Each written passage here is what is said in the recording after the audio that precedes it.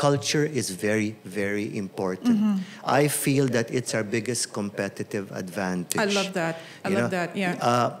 Our competitors can steal our products, our services, our employees. However, they can never steal a great company culture. I love that. And that's something within Giordano that we are really proud of. Yeah. This is Challenger Brands, helping you build better brands and businesses. Hosted by Illustrado, the brand development and creative agency for ambitious and audacious challenger brands. Welcome to another episode of Challenger Brands, where we help you build better brands and businesses. It's a very interesting topic that we have today, but let me preface it first.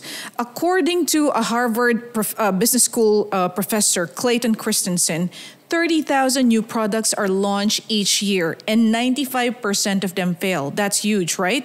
So in an increasingly cluttered market, in a noisy world, how do you actually keep your brand and your business relevant through the years, right? It's so difficult. Everybody's trying to do so many different things.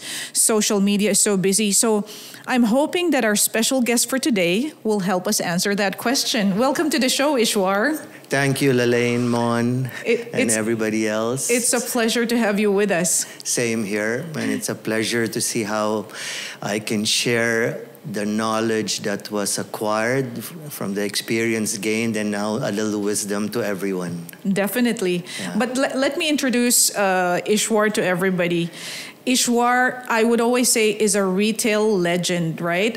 You know, there's no other way to describe Ishwar. Retail legend is the phrase. And he has over 46 years of experience in retail and brand management. He's the CEO and managing director of Giordano in the Middle East and a member of the management committee of Jordano International Hong Kong. Ishwar is also a founding member of the Middle East Council of Shopping Centers. And I know that Ishwar, under your leadership, and with the global presence of Giordano, you have helped the brand reach out to 35 countries and have 2,000 stores. And his remarkable journey is marked with innovation, resilience, an orientation towards people, and a vision that has kept Giordano evergreen and relevant in the markets even after all these years. So I'm hoping, Ishwar, that you can share some knowledge with us today on that. Thanks, Lalaine, and thank you for reminding me about all those information. Sometimes I forget. I'm actually particularly proud of building Giordano from inception, and today we now employ 700 team members from over 35 nationalities. That's amazing. Cultivating a very strong company culture has been very instrumental to our success.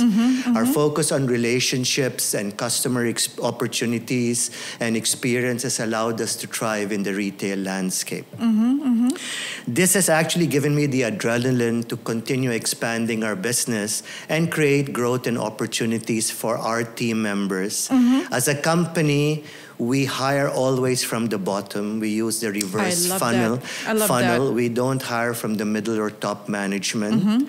Everybody starts at the bottom, and whenever we need senior level manager appointments, we first look inside. And that has helped very well because it has also created a lot of opportunities for the people in the company, and they have something to look forward to. Yeah. So our success stems from two things, simplicity and culture. By keeping our operations simple, we provide value and convenience. Our strong company culture and focus on customer engagement sets us apart. Simplicity, it is from simplicity that all our values follow. By keeping things simple, we streamline our operations, we make it more nimble, we make it more flexible, and that allows speed to happen. And speed is very important because it saves people time, and time is value. Of course. So if we can consistently offer our customers the convenience of knowing where to get their basic apparel problem solved, this is service that we provide. Yeah. Ishwar, let me just interject there. Simplicity and people orientation, right? These are the success factors. I am so amazed how that really relates to how the Giordano brand is. Because when you see the Giordano brand, it's really about simplicity and an orientation towards people, right? True. Is this by design, or is this something that the company has stumbled onto, through the years, or was it there right from the beginning? Well, Giordano's philosophy on simplicity has always been there. Yeah. Limited menu, easy mix and match, the colors. We don't really go extreme fashion. It's all about trends and what our customers are looking for. Jordano has been built and earned the respect where we are today. The other day I came across a saying that it is first easier to gain the trust before asking to be loved. Of course, yeah, So, definitely. and I believe that in the 30 years, our growth has been because of the trust that we have built. Customers know they can come to us for what they need. And apart from simplicity, culture is very, very important. I feel that it's our biggest competitive advantage. I love that. Yeah. Our competitors can steal our products, our services, our employees. However, they can never steal a great company culture. I love that. And that's something within Giordano that we are really proud of. Yeah.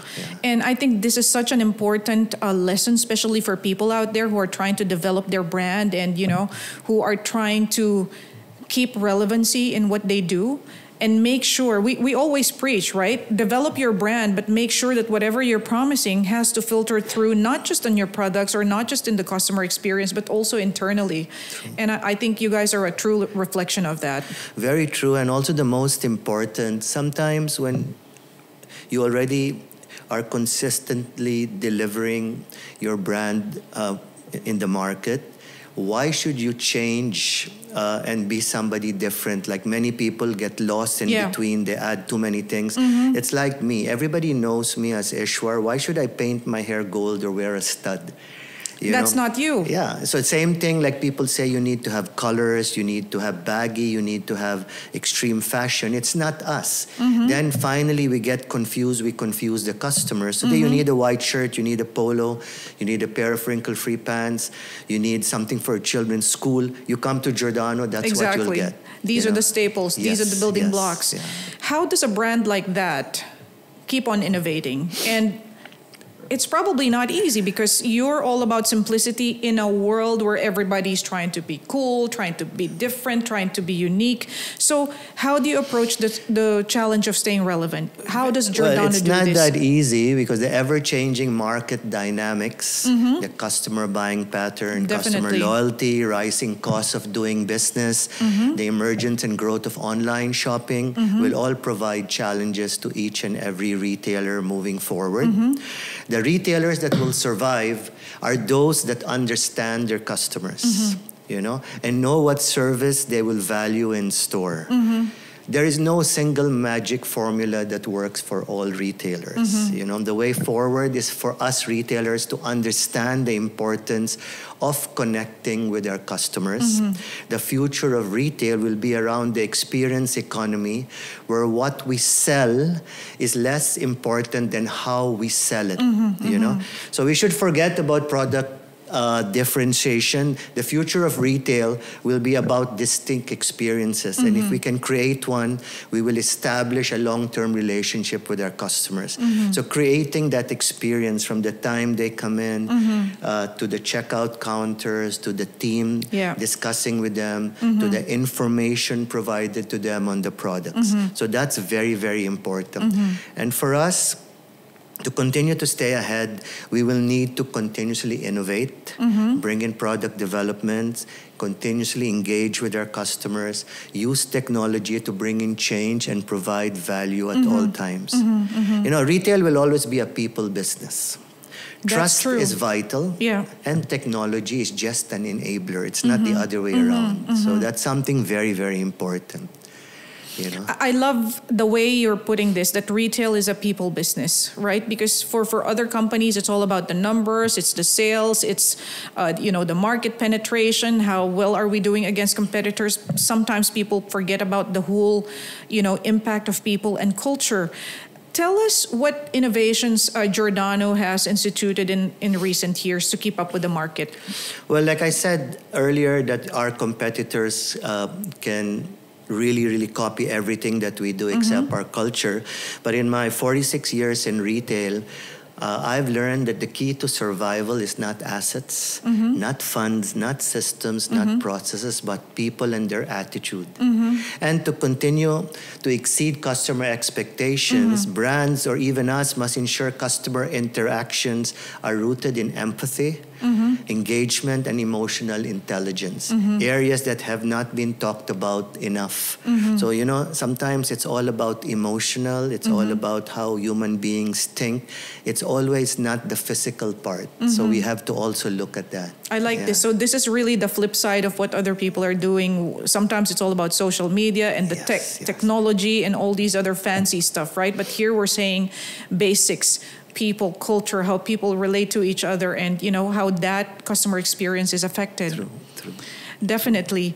So e-commerce has been such a big deal, and I think, you know, after the pandemic happening in 2020 with so many people shifting to e-commerce, and I think there's still a huge portion of the population who would rather shop online and, you know, not in the shops anymore, not in the malls anymore. How did you guys convert into this type of business? Well, first, especially in this part of the world, e-commerce is important, but it should just be part of your business. You know, we shouldn't get carried away by it that it will take over the business. Like for us, in certain markets in Asia, we can be over 50% online. In the Middle East, we are still only 10% because over here the malls are everywhere. Accessibility, people come and we're almost in every malls. We have adapted to the digital transformation by expanding our online presence and optimizing the customer experience. We fast-tracked that during COVID when everything was shut. And today our sites are up and running. We have our own in-house brand. We work less with third-party sites and focus more about our in-house sites. E-commerce for us is complementary. Like if you can't find something in the shop, we will make sure it's delivered to you at home. You can shop from your home, pick it up from the stores.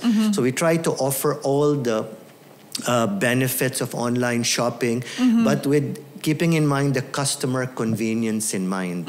And moving forward, we have also maintained our brand identity by focusing on quality, timeless styles, customer-centric values, and ensuring that these principles translate well into the online shopping experience. Apart from online, we have also accelerated our digital presence through social media into different like LinkedIn, Instagram, TikTok.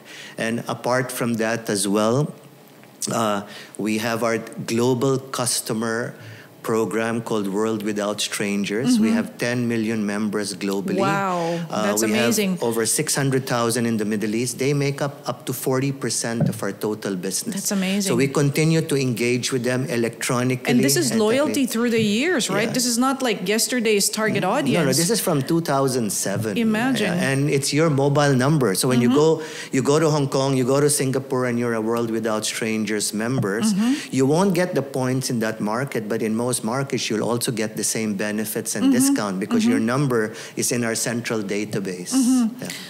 Ishwar, do you think a purely e-commerce business will ever succeed like a business that is able to touch people, you know, personally? It will, but I don't think in the apparel business. Maybe like phones, electronics, you're selling services. But in apparel, it's always going to be the shopping experience in the stores, the interaction with people, trying the clothes, all that. Online supports that, is complementary. You try it in the shop, you buy online. You look at it online, you try it in the store. So it's both ways.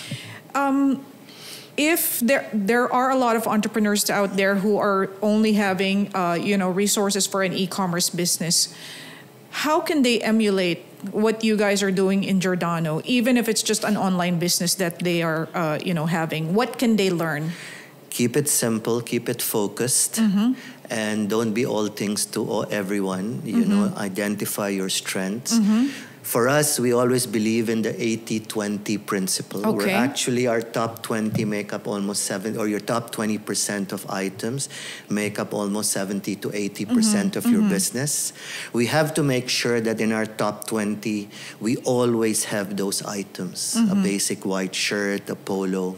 So once your focus is in that, you don't have, if you have 100 items, put 80% of your focus on the 20% and the balance down. Yeah, it's crazy because if you have so much inventory, so many SKUs, it's really difficult, right? And I remember our chairman, first time when I met him in 1992, his first words to me were, Ishwar, in our business, inventory should always be an asset, never a liability. And up to today, it resonates. That's true. Something to remember. Yeah. We have one of the best inventory records in the market. Even the number of stock, our obsolete stock is less than 5% at any given time.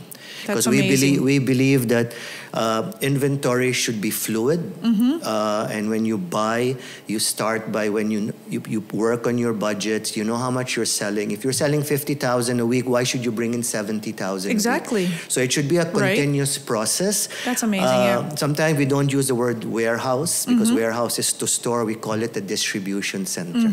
And our chairman always believes sometimes of the zero warehouse. Yeah, that's a good way of thinking about it. Yeah. We are not allowed to have more than 10% of our total inventory in our distribution center. If we have more, then they won't ship to us. That's so it becomes very smart. a discipline, and we all have to be a bit more disciplined and aware. So we need to clear that before more stuff come in. That's very smart. Ishwar, what about the people factor? How can purely e-commerce businesses even just a little bit emulate what you are doing? What's the advice there? I guess it's all about your relationship with your people, relationship with the customers, how you treat them, the culture within the company, the culture for growth, the culture of respect, transparency, openness. Our office, it's been, 30 years, but no doors are closed. My door is always open. Accessibility. All the employees are connected by WhatsApp. They can communicate from the ground up. It's not always going to be from the ground up to down. It should be down to up because that's where you learn a lot. I spend a lot of time in the stores. In fact, I'm in the office in the morning. Evening, I'm in the stores, walk the malls, talk to my team. If an area manager or senior manager is there, I walk with them. I try to find out more about them than the business. And then we have lunch together. And I learn a lot more that way because you're down on the ground, you're with them, and it makes them open up. Sometimes if you just sit in the office, everybody thinks it's a glass ceiling, we're not approachable, and nobody speaks up. They think I'm God. Everything I say, they will accept. But by going down, even if I see something not right, even if I have to pick up a piece of paper, serve the customer, then they realize, they call me IC. IC is here, but we shouldn't worry because he's part of the boys. Of course, part of that's amazing. Not boys, but part of the guys. That's amazing. I love that. And so really being accessible. And when you say people-oriented, you have to walk the talk. And with that, let's take a break here just to acknowledge the great people of Rove Hotels who keep on supporting us. Thank you, Rove. Thank you. This is Challenger Brands. Please subscribe to our channel and share our content. Follow us on our agency's social media pages, Illustrado.co, on LinkedIn, Instagram, and Facebook, or subscribe to our newsletter via our website, www.illustrado.co. Thank you to our sponsors for today's episode. Rove Hotels.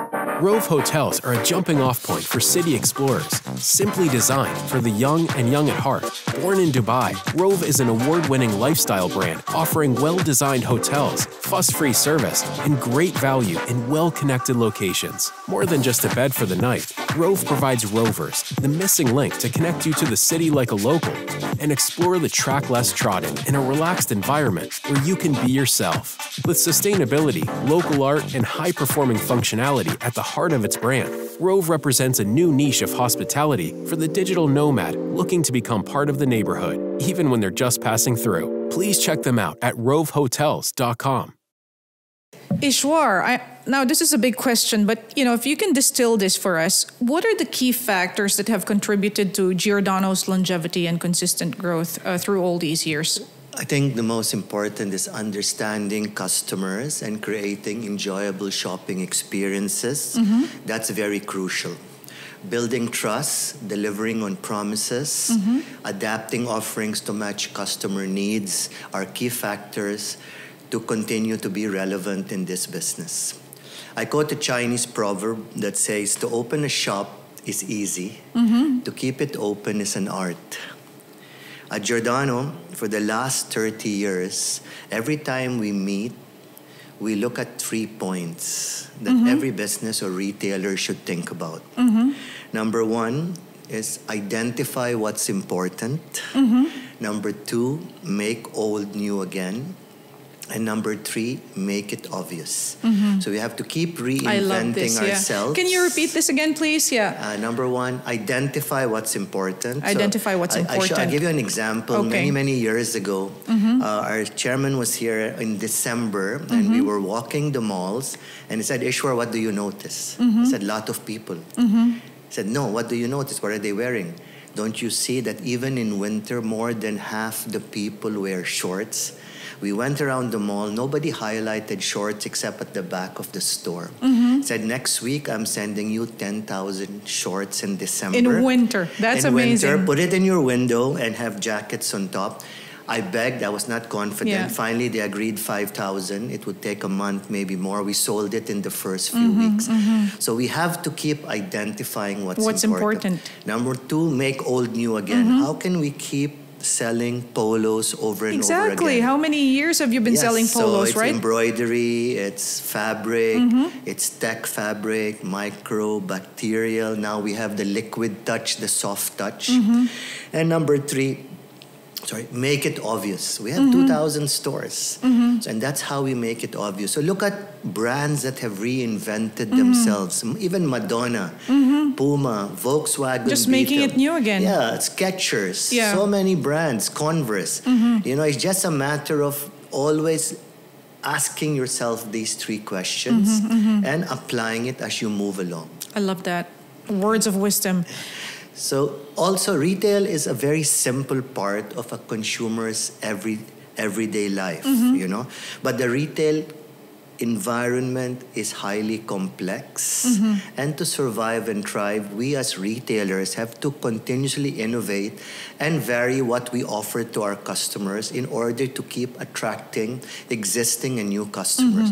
So that's very important. Yes. Like even now, we've gone into the sports range. We have jogging pants, we have G-Motion, we have shoes. Recently, we've introduced globally something what we call smart briefs. Because the mindset here, you only wear 100% cotton. But smart brief has also tech, it has modal, it absorbs sweat, it's antibacterial. And we have to convince, but now that people are using it, people realize the comfort. It's also a bit of an anti-wedgie. That's a great insight there. And to succeed, we retailers, we need to embrace the challenge of relationships. And that we do by leveraging technology so that we are able to establish and maintain a full omni-channel connection with our shoppers and empower our sales team members to focus their efforts on serving the customer. So technology handles part of the thinking so that the soft skills go to taking care of the customers. I love that. You're using technology, but your values and the way you think, the way you operate remains intact. Yes. Technology is just a vessel, right? After all these years, Ishwar, being so distinguished in the market, not needing to prove yourselves anymore. You've been so consistent with Giordano. What do you think is the legacy of Jordano to other retail brands out there? And how do you see the impact of Jordano moving forward into the future? Well, after 46 years in the service and retail industry, I have learned that culture is our ultimate competitive advantage. And as I mentioned earlier, people can copy everything you have except culture that you build inside. If you build that great culture, and that's why I pride myself in saying that we have one of the highest retention rates in the market. And people continue because they realize there's always opportunity. Remember, in any business, the key to survival is not how big you are, or assets, funds, systems, processes.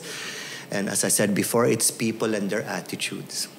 You know, as a leader and our managers, we have to encourage a continuous flow of communication across all levels. We have to continuously share knowledge and learning, and most importantly, empower our employees to take decisions to grow. Because when they grow, we also grow. And I realized that as we were starting Giordano, I was very much hands-on and trying to get involved in so many things that I get to forget the big picture. And now that the team is there, they're actually handling the day-to-day operations. And my role is more on the strategic, and at the same time, I'm there because they know that they can always reach out to us, and that has really helped. It's very important to remember the 3H. What are the three Which H's? is heart, hand, and head. You need to always have passion, so engage with your heart. You need to have the extra effort and work hard with your hands and apply your head, which is common sense and discernment. You cannot just love something but don't use your head and work for it. It's just like falling in love. You cannot just work with your hand and not think. If you put all three together, nothing's going to stop you, you know. And I also have something else which is called the 4 Ps, which is people first for a company, and then passion comes, then patience and perseverance. I love that. That's my 4 Ps. I love that. The other important point I'd like to share, especially to most business, is that high sales is vanity, profit is sanity, and a healthy cash flow is reality. Yes. And why that's very important is sometimes when we tell our staff we incentivize you if you have high sales, they'll just go on discounting. Exactly. So we right? actually give the What's the bottom incentives line? more on the margins and not on the sales. So that's the reason. Because sometimes you might think you have companies with very high sales and no profit. Exactly. But the high sales is just like gives them the natural high. We see that a lot in highly funded startups, right? Yes. We don't even know where the valuation comes from. Exactly. You have been recognized as one of the top 25 entrepreneurs in the entire Middle East by Forbes magazine.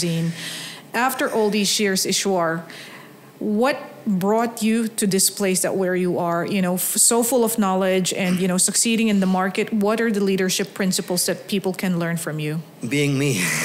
I also have this principle. Goals. I also have this principle called HITS. You can actually shift the letters, but I won't say it. So number 1 is humility. Okay. Which is H. Number 2 is integrity. Number 3 is T, which is trust. And number 4 is sincerity. And I tried to, in retrospect, always reflect on these 4 words. And in every dealing, every relationship that I have, I keep this in mind. Also, as I said, we always grow from within. So nurturing the growth opportunities for our employees is vital. As a company, we should always have stories for the people who come in, you know, to say, oh, wow, he started on the sales floor. He started in the office today. He's a manager in a country. Everyone who are area managers, everyone who are senior have actually started. I was the first employee at Jordano. I opened boxes. I was the salesman. I was the cashier. I was doing the buying. So that's really important because being there from inception, I understand the full 360 degrees. Exactly, So that tomorrow when we have different people, I can also share that experience to them. Very true. Also, simplifying our operations and maintaining the omni-channel connection with the shoppers were essential. By empowering our employees, I'm able to focus more on the strategy part. And when we have less layers in the company, it's head office, it's me, the departments, and each group cluster of stores have an area managers. So, you know, decisions are taken. They don't have to go, because in retail, your customers don't care who's the boss, who's running the company. Your customer cares who's there to help him solve the problem. So our people are empowered, even if it's a mistake, learn from it, because if they delay, we might lose the customer. So that's very important. So, you know, We believe that it's very important that the person who already understands the brand, the company, the culture, and the management style is given the importance to grow. I love that, yeah. And from my experience in the stores, I have learned that customers rarely buy from a company. They buy from a person they like, a person they trust, it's still the human touch. A person who's knowledgeable, and a person who delivers what is promised. Customers today still want to engage with the people they know and the people who know them. So I try to keep pushing my staff that each of you should actually have a personal notebook, old school. I'm still very back to basis, and call your customers when you have something new. Invite them back.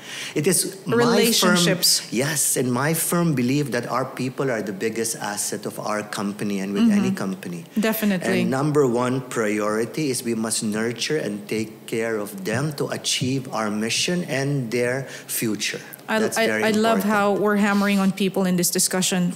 Now, how does a people-oriented company that is all about delivering goodness view competition?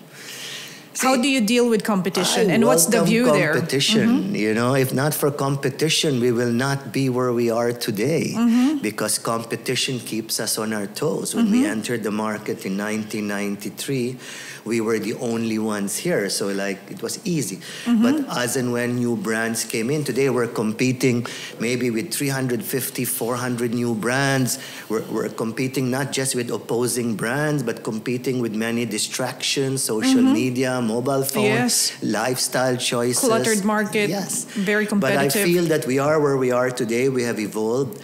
I am an OCD when it comes to history of the company. I have all the information, even our interviews from the 90s, I have all that.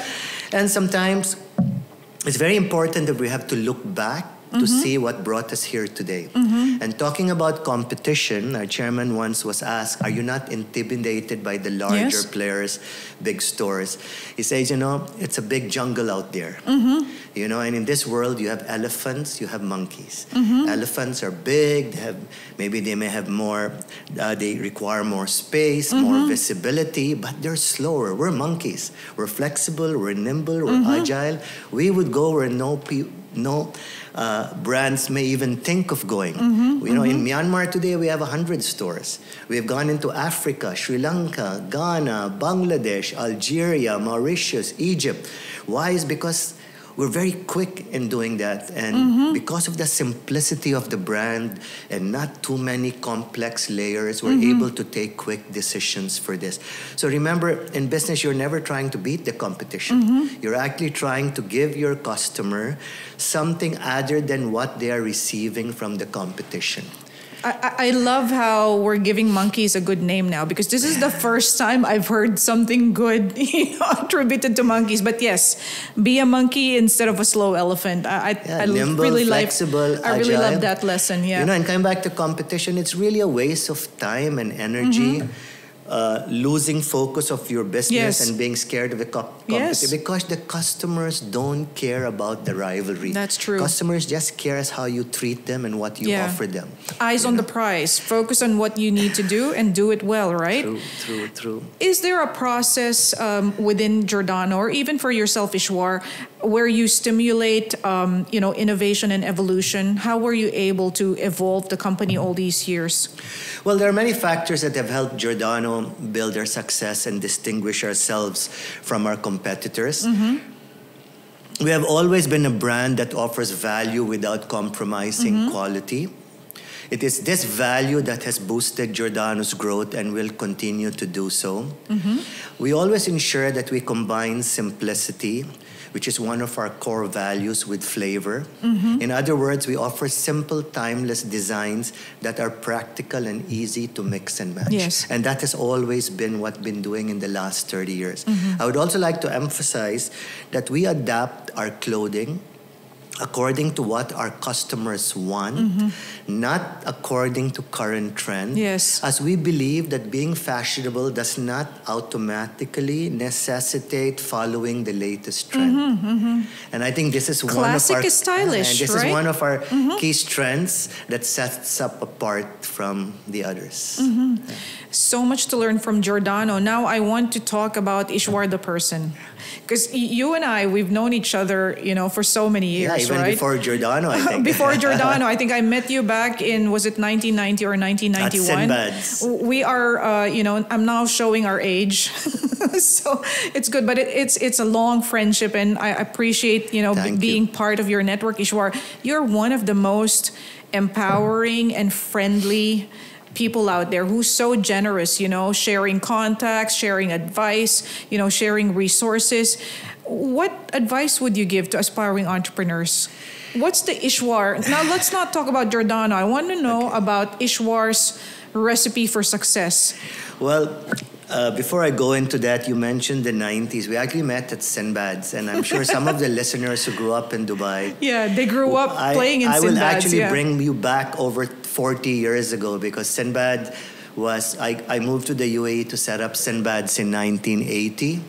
And I'm sure some of you, if you haven't been there for Sinbad, and your parents have been here, I would have met them at the amusement arcade, because it was the first family amusement center here.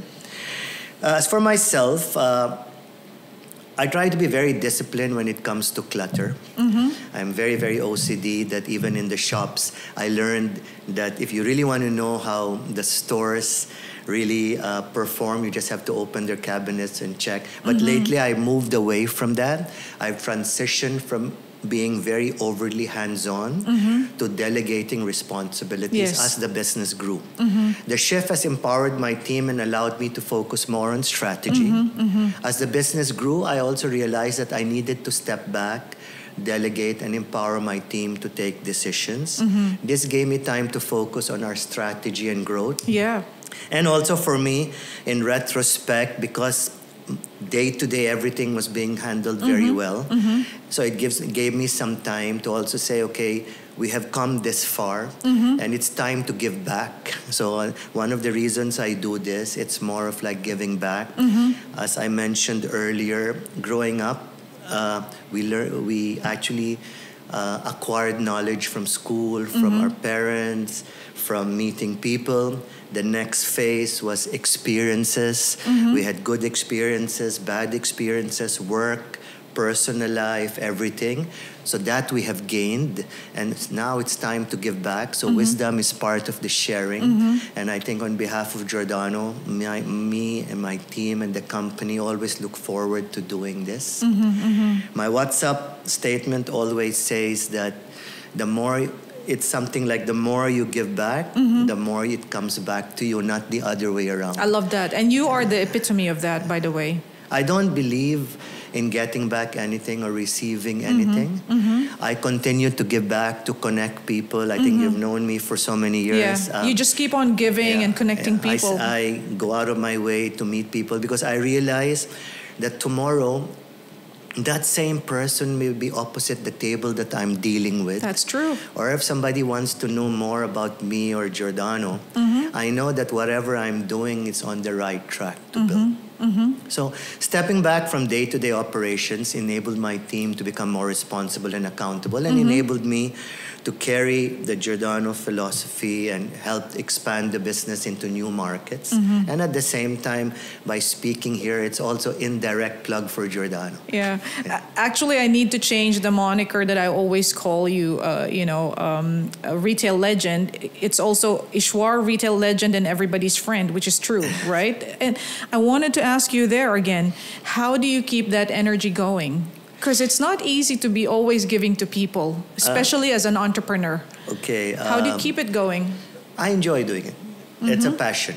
And when I see people happy, like last night, I attended an event. There were two ladies from the Philippines. They were here with a group of Philippine business people, because I think they came for their golden visa. And they said what we're doing. As soon as the chairman of the Philippine Business Council and someone came in, I connected them. The whole night they were glued. Today they're having lunch. I'm inviting. I get messages in the morning, and I said, "Oh my God, that was just less than a minute to do." So, and then I realized, because that's happened, sometimes you get that back in terms of karma. So, and that's why I keep doing it. It's been 8 years. Next month, the industry event that was started almost 8 years ago still continues because it's really not a lot of effort. In fact, it's more effort when I show up because sometimes I may not be there, because when I'm there, I make sure that even the new people, no one's left alone. I know, And it's nice. That's very you. I'm enjoying it. Enjoying it. Is there ever a bad day? Bad day? Well, sometimes if things don't go well, but then I try not to think too much about it and, focus more on...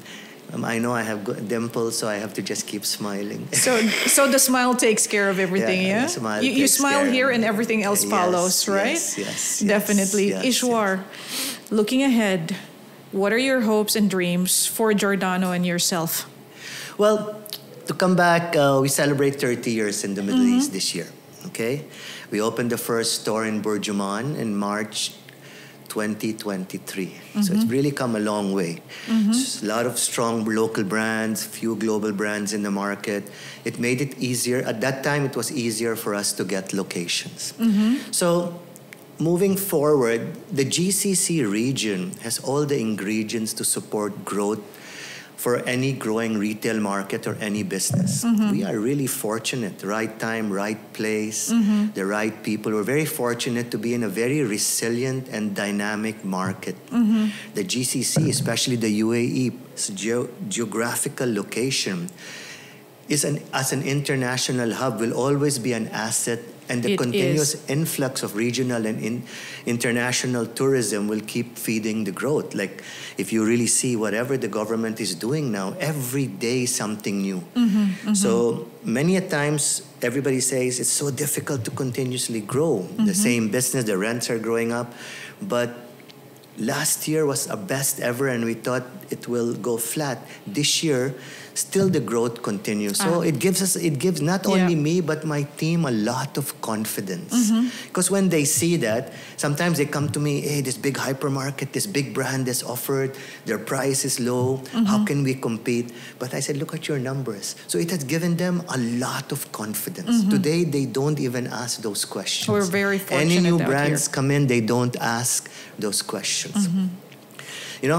Again, in our business, it is very essential to have a merchant mindset and not a corporate way of thinking.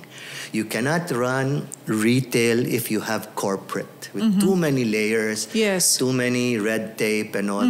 A true merchant, looks at life, trends, culture, and products in a very different way than other people. A merchant is able to get inside the skin of a customer, identify with them, and have that second sense for product that their customer desire. You go to Turkey, Egypt, the souks, they're doing the same thing over and over again. Every time what changes is just the way they display or the merchandise mix. So it's very important because merchants are risk takers on the front end. And the trend is to have the courage to walk away or back off from a product when the numbers say to keep reordering. So merchants know.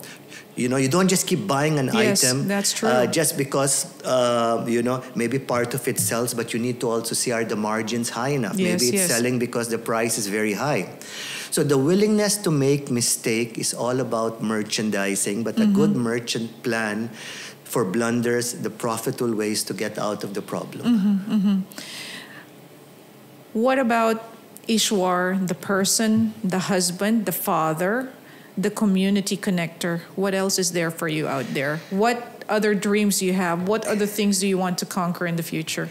I just want to be myself. I'm enjoying life right now. The family, weekends are with them. And I'm not really looking at too many things. Most important, I'm content. I love that. Again, simplicity. Yeah, I'm content with the way things are happening. I'm happy with my team. Everything is going well. Why do you want to ask for more and more when, everything is well? Sometimes, how much do you need? It's not about chasing happiness, but being happy. I love that, Being happy, being content. I'm a very chilled person. If you see the way I dress, I have no hang-ups. Even if I have to go to the office in joggers, in shorts, I go to the shops. I don't really have to wear a suit and a tie. For what? For whom? Just be yourself. Yeah, be yourself. Just be me. Yeah. Definitely. So yeah, there you go, folks. I want everybody to remember, like Ishwar said, there are a lot of very nice learnings from this podcast. Please keep it simple and always think about your people, not only your customers, but your own people who are working for you. Culture is key. Now with that, thank you so much, Ishwar, for joining us today, and thank you for sharing all of those pieces of knowledge. Thank you so much. Thank you, Lalaine, and I hope that I was able to answer the questions, and I'm looking forward to actually learning from my own self when I view the video. Yes, more than. Thank maybe you. Another 30 years in Jordano, Ishwar? Inshallah. Inshallah. Thank you so much, everybody, and we'll see you in the next episode. Thank you, Ishwar. Right, thanks. Bye. This is Challenger Brands, helping you build better brands and businesses. Hosted by Illustrado, the brand development and creative agency for ambitious and audacious challenger brands.